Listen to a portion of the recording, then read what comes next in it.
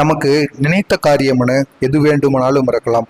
அது நம்மளுக்கு குடும்பத்தில் இருக்கக்கூடிய பிரச்சனைகள், இல்லைன்னா நம்ம குழந்தைகள் நன்றாக படிக்கணும், குழந்தை இல்லாதவர்களுக்கு குழந்தை வேண்டும், திருமணம் நடக்க வேண்டும், ஏதாவது கவர்மெண்ட் வேலைக்கு போக வேண்டும் என்பது போல் நிறைய எண்ணங்கள் அனைவருக்குமே இருக்கும். சொந்த வீடு வாங்கணும், சொந்த நிலம் வாங்கணும், சொந்த கார், சொந்த வாகனங்கள் வாங்கணும் என்பது போல் அனைவருக்குமே ஒரு மாதிரியான ஆசைகள் இருக்கும். அப்படி நீங்கள் நினைத்த காரியத்தை அடைவதற்கு இந்த ஒரு நாள் உங்களுக்கு சரியாக இருக்கும். நாம் எந்த ஒரு தெய்வத்திடமும் போய் நம்மளுடைய நினைத்த காரியத்தை கிடைக்கணும் அப்படின்னு வேண்டணும்னா அது முதன்மை கடவுளாக விளங்கக்கூடிய விநாயகர் கோவிலுக்கு சென்றுதான் நம்ம வழங்கணுமா. முதன்மை கடவுளாக விளங்கக்கூடிய விநாயகர் நம்மளுடைய வேண்டுதல்களை அப்படியே நிறைவேற்றி வைப்பாராம். எனவே நீங்களும் அதுவும் இந்த சங்கடகர சதுர்த்தி நாளன்று இந்த செயலை மட்டும், அதுவும் இந்த ஒரு தீபத்தை விநாயகரை நினைத்து விநாயகர் கோவிலுக்கு சென்று ஏற்றி பாருங்க. கட்டாயமா உங்களுடைய வேண்டுதலானது அப்படியே நிறைவேறிவிடும்.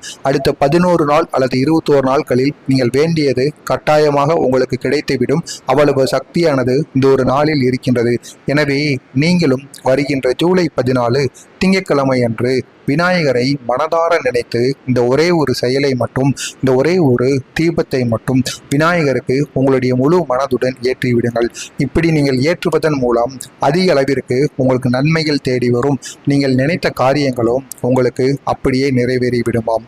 முதல்ல உங்களுடைய வீட்டிற்கு அருகில அரசடி விநாயகர் இருந்தால் மிகவும் நல்லது. அப்படி அரசடி விநாயகர் என்றால் அரச மரத்திற்கு அடியில் விநாயகரை வைத்து வழிபடுவாங்க. கிராமப்புறங்களில் வழிபடுவாங்க.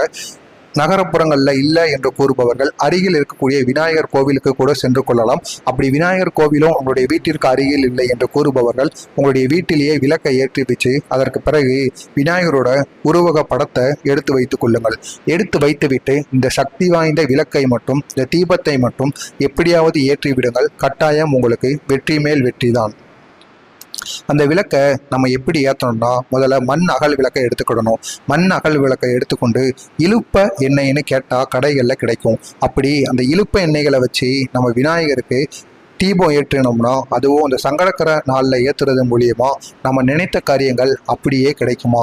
விநாயகரிடம் நாம் வேண்டுதல்களை வச்சோம்னா கட்டாயம் விநாயகர் நம்முடைய வேண்டுதல்களை நிறைவேற்றுவாராம்.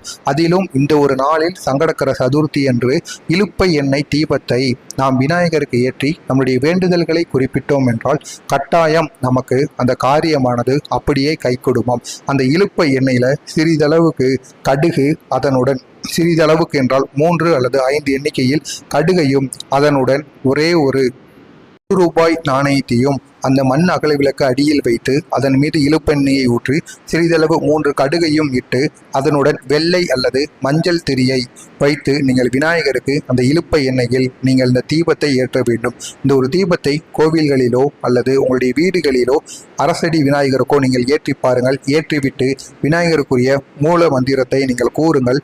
கூறிவிட்டு விநாயகரை மனதார நினைத்து உங்களுடைய வேண்டுதல்களை வையுங்கள். கட்டாயம் இந்த ஒரு நாளில் விநாயகர் உங்களுடைய வேண்டுதலை நிறைவேற்றி வைப்பாராம். அவ்வளவு சக்தி இந்த ஒரு நாளில் இருக்கின்றதாம். எனவே தவறாமல் நீங்களும் இதனை செய்யுங்கள். உங்களுக்கு தெரிந்த நண்பர்கள், உறவினர்கள் அனைவருக்கும் இந்த ஒரு வீடியோவை ஷேர் செய்து அவர்களையும் இதனை செய்து வர சொல்லுங்கள். நன்றி, வணக்கம்.